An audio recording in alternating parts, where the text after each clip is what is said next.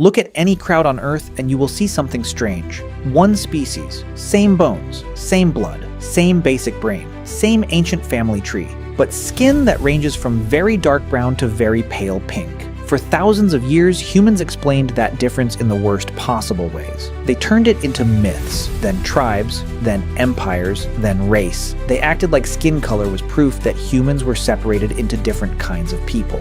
But biology tells a very different story. Skin color was never proof that humans were separate. And it was never really about the labels people use today. It was about a problem every human body had to solve. A problem coming from the sky. The strange thing is that the same thing that kept humans alive was also trying to damage them. And over thousands of generations, your ancestors' bodies had to find a balance. Block too much of it, and you die one way. Let too much of it in, and you die another. So why did humans become different colors? The answer begins long before nations, borders, or races. It begins in Africa, with a small, exposed, sweating ape standing under a brutal sun. For most mammals, skin color is not the first line of defense. Fur is. Fur is shade. Fur is armor. Fur blocks sunlight before it ever touches the skin. But our ancestors did something dangerous. They lost most of it. Exactly when it happened is still debated, but the leading explanation is heat. A fur-covered animal overheats quickly when it runs in open sunlight. A mostly hairless animal that can sweat has a strange advantage.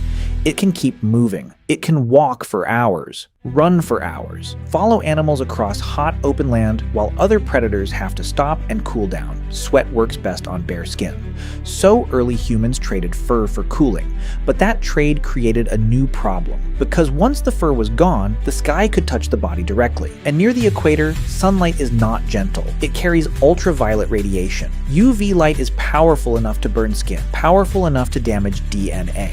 Powerful enough to break down important molecules inside the body. One of those molecules is folate. Folate is a B vitamin your body needs to make cells, repair DNA, support healthy sperm, and support early pregnancy. If too much UV breaks down folate, reproduction becomes harder. And in evolution, reproduction is not a small detail. It is the test everything has to pass. A body can be strong, fast, smart, perfectly adapted in every other way. But if it cannot successfully leave descendants, evolution does not keep that design for long. So as early humans lived under intense tropical sunlight, natural selection favored bodies that could protect folate. That protection came from melanin.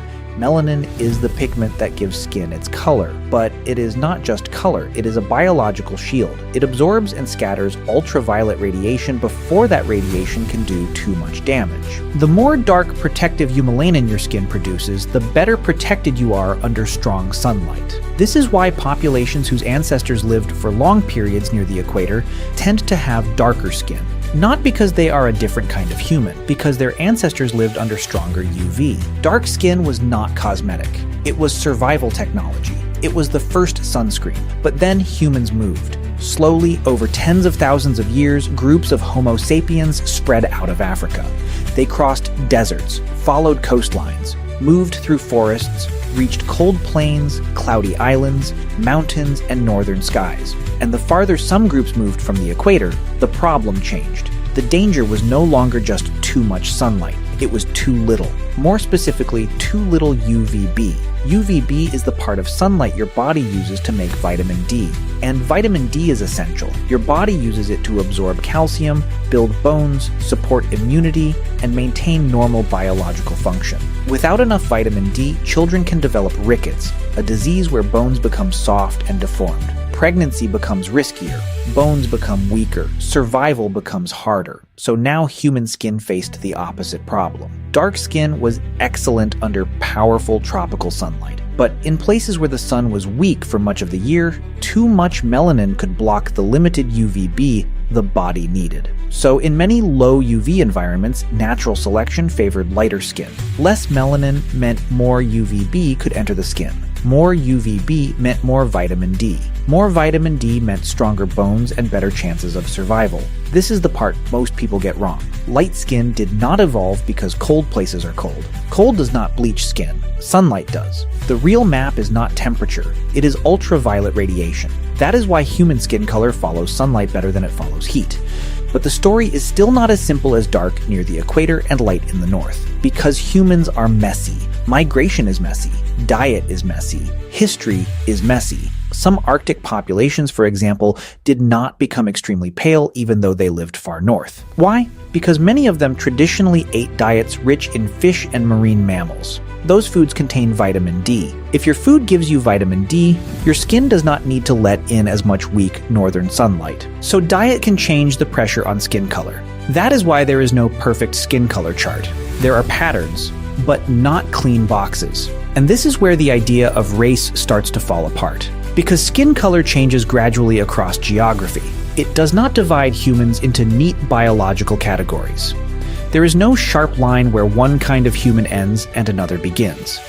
There are just populations whose ancestors adapted to different amounts of sunlight, mixed with other populations, moved again, and adapted again. If you walked from Central Africa northward thousands of years ago, you would not cross a magic border where humans suddenly changed. You would see gradual shifts, different bodies shaped by sunlight, diet, migration, and chance. Human variation is real, but the boxes people built around it are mostly cultural. Skin color became one of the most visible human differences, so societies gave it meaning. Then they gave it hierarchy, then they gave it violence. But evolution never said any of that. Evolution was solving a chemistry problem. How do you block enough sunlight to protect folate, but allow enough sunlight to make vitamin D?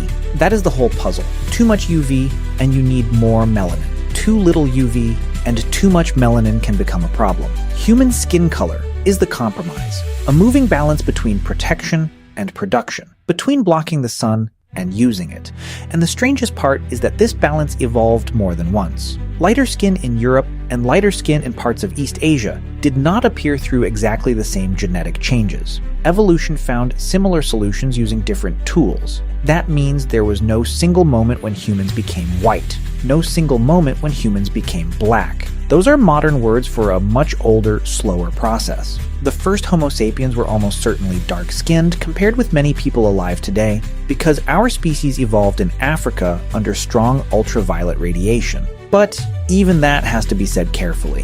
They were not black in the modern social sense. They were ancient humans with skin adapted to strong sunlight. The categories came later, much later. The biology came first. Imagine the sun as a problem with two dangers. If it gets too deep into your skin, it can damage folate and DNA. If it does not get in enough, you cannot make enough vitamin D. Melanin is the dial. Turn it up where UV is brutal. Turn it down where UV is weak. Not because one skin color is better, because different environments ask different things from the body. That is why no human skin color is the original perfect version.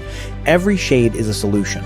Dark skin is not primitive. Light skin is not advanced. Brown skin is not halfway finished. They are all records of survival. But then the modern world broke the old rules. Today, people move across the planet in hours. A person whose ancestors adapted to weak northern sunlight can live under harsh equatorial sun. A person whose ancestors adapted to strong tropical UV can live in a cloudy northern city. Your skin still carries the story of old sunlight, but your life may happen under a completely different sky. Our bodies were shaped by places. Our lives are no longer stuck in those places. And maybe that is the most important part of the story. Skin color feels permanent. It feels like identity, family, history, something you are born with and carry everywhere. And it is. But it is also evidence of movement. Your skin is not just the color of your body. It is the shadow of ancient migrations. It is the trace of deserts crossed, coastlines followed, winters survived, and sunlight absorbed by people whose names are gone.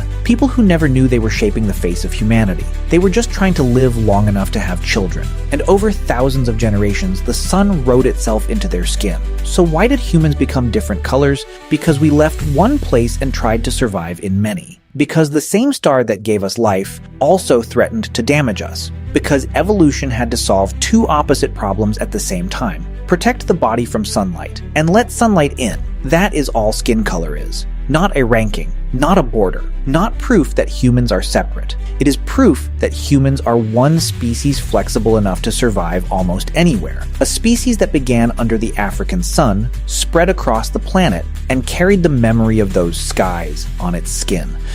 Every shade is a survival story. Every color is a map. And every human alive today is walking around with a little piece of ancient sunlight written on their body. Your body is carrying a much older story than you think, and that story did not end in the past. If you want more videos like this, subscribe now. There's a lot more buried in being human.